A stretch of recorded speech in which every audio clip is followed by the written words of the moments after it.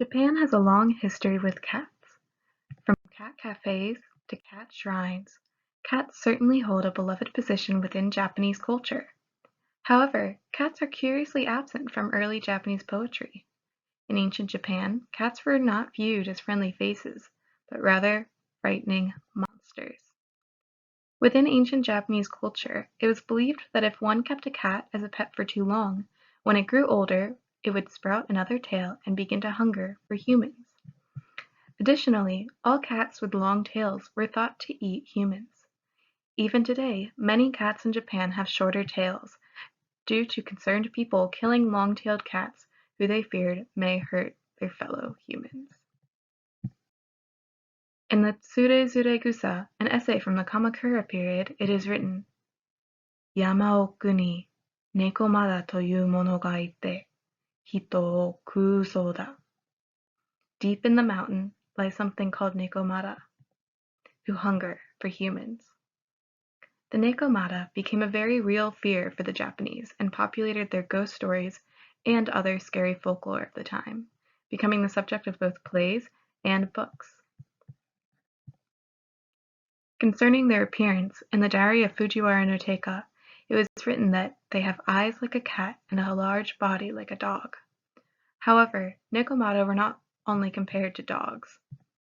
They were also at times compared to women, extensively in art especially. They were often depicted wearing the clothes of a geisha and playing a shamisen, a traditional Japanese instrument made of cat skin.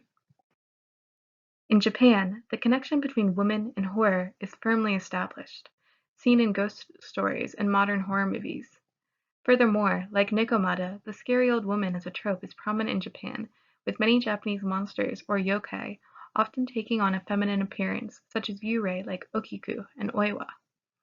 Perhaps unsurprisingly, the connection between cats and women led to what can only be described as the sexualization of cat imagery.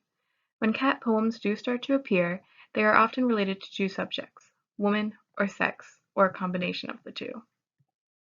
Within the Edo period, it seems to be two cat-loving poets that began to cement the cat as not only a monster but also a beloved pet and symbol.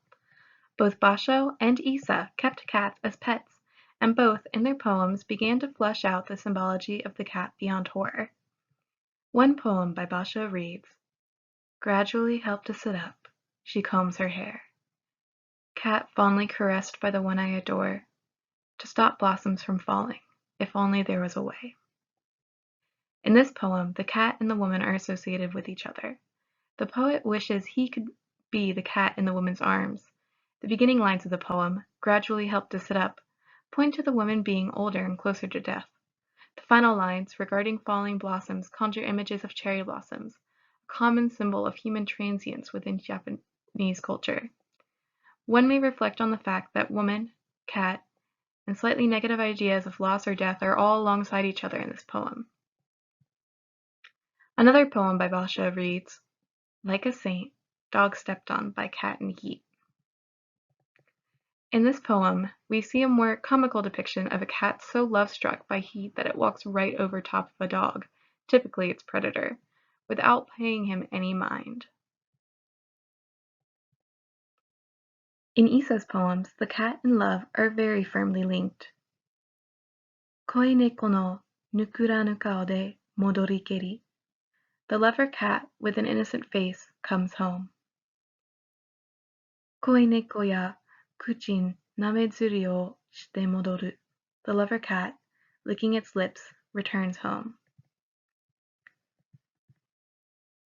In these poems, the cat is always referred to as koi neko, or lover cat. In Issa's poems, cats do not seem to exist, only lovers' cats. And in true spirit of the lover cat, each poem depicts the cat as sex-crazed and rebellious, always outside the house, looking for love. This connection to love seems to stem primarily from the heat that cats undergo. In fact, heat itself becomes an idea associated with cats. When seasons are mentioned within poems regarding cats, it is always summer and winter, perhaps due to their intimate connection with heat. One poem by Issa depicts a cat sprawled out asleep on a sunny summer day. Heat shimmers, how the cat talks in her sleep. Another, by Basho, depicts a cat dissatisfied by a lack of warmth underneath the kotatsu. Uncomforted, the cat outside, how she cries, charcoal fire gone out, 'twas cold in the kotatsu. In the summer, we can't escape heat, and in the winter, we crave it. These two seasonal associations undeniably stem from the heat cats undergo, and the same heat, due to its connotations surrounding sex, lead to a direct connotation between women and cats as well. Within Utagawa's prints, cats are shown alongside women in a further sexualized view. The ever-present cat becomes even more associated with the women themselves. The cat and the woman mirror each other in their symbology. In one Bijinga Utagawa print, a woman stretches, having awoken, early in the morning, mirroring a print of the Chinese monk Bukan behind her.